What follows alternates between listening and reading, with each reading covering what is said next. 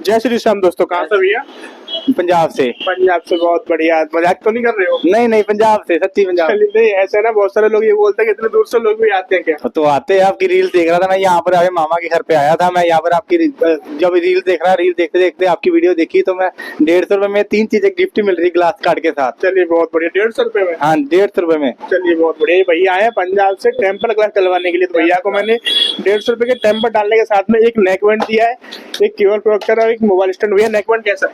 नेक में बहुत अच्छा है सर। बहुत अच्छा है ना। चलिए बहुत बढ़िया। तो कस्टमर के लिए क्या कहना चाहोगे आप? मैं कह रहा हूँ आप भी आओ, ग्लास कार्ड बहुत तीन गिफ्ट को फायदा उठाओ, जल्दी आओ। और आने से पहले वीडियो को लाइक कमेंट शेयर जरूर करना।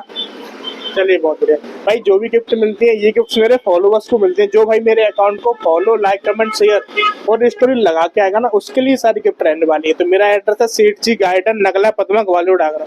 Thank you.